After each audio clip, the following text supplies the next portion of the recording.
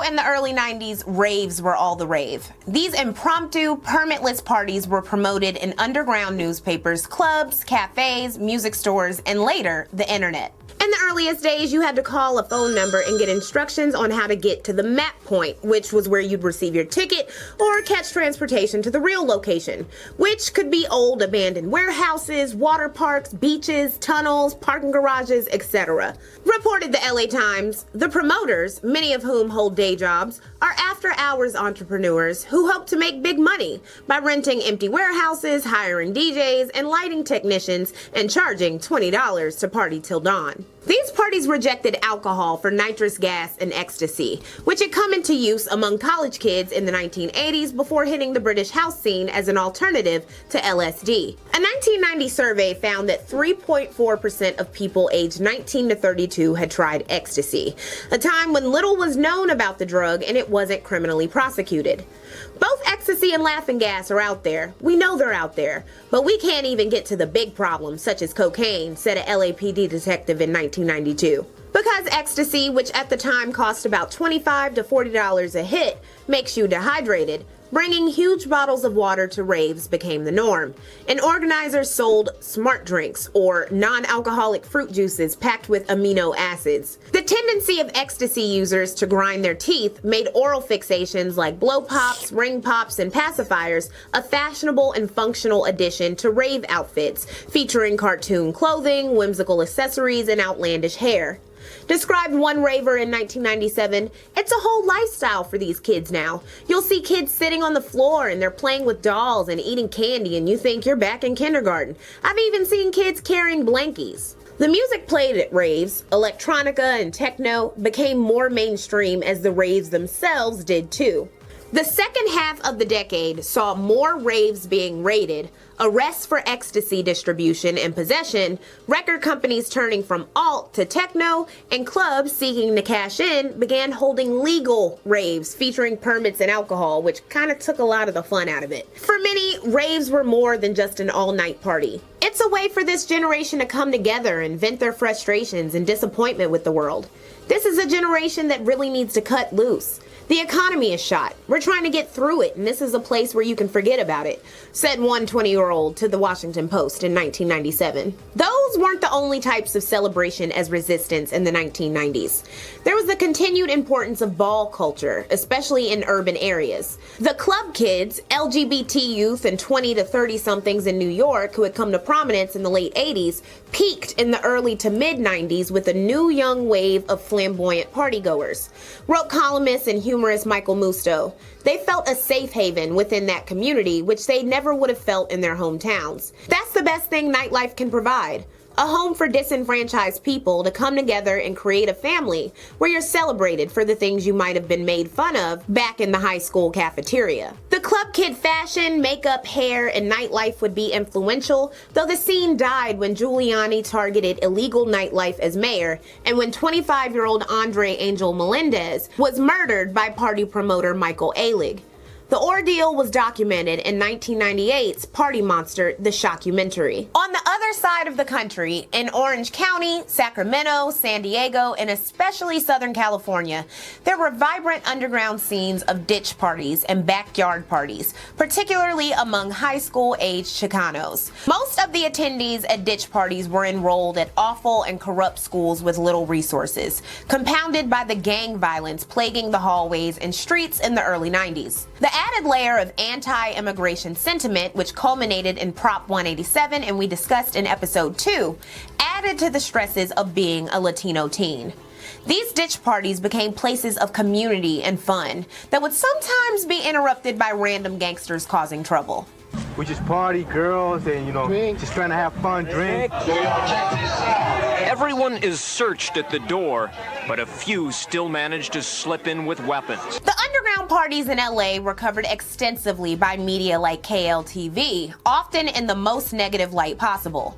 Wrote the LA Times in 1995, there's all these brown-skinned high school kids shuffling in low-crotch Jabot jeans and calling out such club names as Latin Madness, Thieves of Virginity, and Perfect Modern Sluts, PMS for short. There's always another ditch party.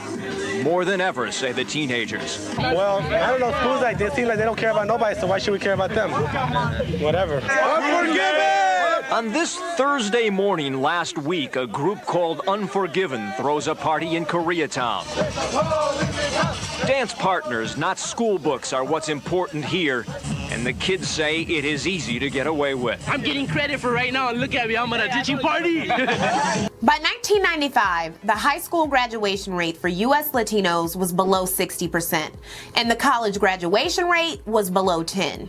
At these parties and backyard shindigs, the youth danced to mixes of house music, new wave, soul, and more for $2 to $10, where there were often alcohol or nitrous balloons and other whippets available for a quick high. And remember those club names? There were party crews. Guadalupe Rosales, who runs the Map Points Instagram page that archives these photos, and it's a really great page to check out, explained party crews were made up of 30 people or more and allowed young men and women like me to engage in resistant cultural practices.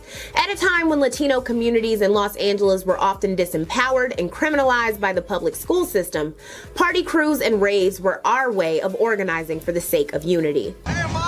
This Koreatown ditch party was okayed by Bam Bam's mother. But, she'd just rather see us, partying instead of gangbanging and shooting somebody else, killing somebody from our own race. Yeah. Wrote Virginia Ace, the youths participated in a rejection of compulsory schooling in an educational system designed to maintain a steady supply of low-wage fungible workers.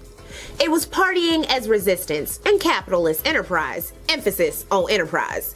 Promoters make a good profit. Aaron B. is honest about what he calls taking advantage of a school system that isn't working. You could defend it, but at the same time, I can't be, a hypocrite and tell you we're doing good, the kids are supposed to be in school. Yeah, we're gonna make them. They are here instead. You guys might as well start going. And police officers say they are constantly being called to break up the ditch parties. Let's go, people! People on the corner! 200 delinquent kids can be a major headache for cops, already deluged with more pressing crime. 1995 was the peak year for these parties. As the attendees aged out, promoters and DJs moved to better opportunities, and party crews graduated to actual nightclubs. In the years to follow, the scores of Latinos who had been empowered to join electoral politics after the passage of Prop 187 would mean more focus on schooling inequities. All of these party scenes showed entrepreneurs that the youth wanted to dance and needed safe places to do so. While teen clubs had existed in the 80s, the 90s saw the arrival of huge spaces with 15,000 square foot dance floors, tough security, and assurances that there were no drugs or alcohol on the premises. In 1997, the Chicago Tribune explored the world of teen clubs, finding that teens as far away as Wisconsin and Iowa were driving into the Windy City for a night of fun. Back in 1990, a proposal for a club being ages 14 to 20 pissed off local parents, but fast forward to 1997 and this was the norm.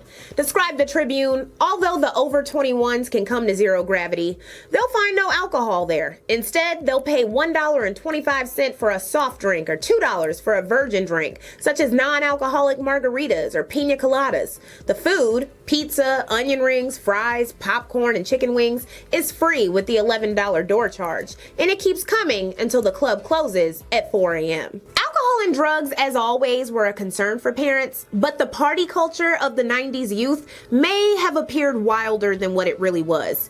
When looking at the entire decade, a 2000 CDC report noted drops in teen cocaine use, sex, suicidal thoughts, and carrying weapons, though alcoholic intake remained steady.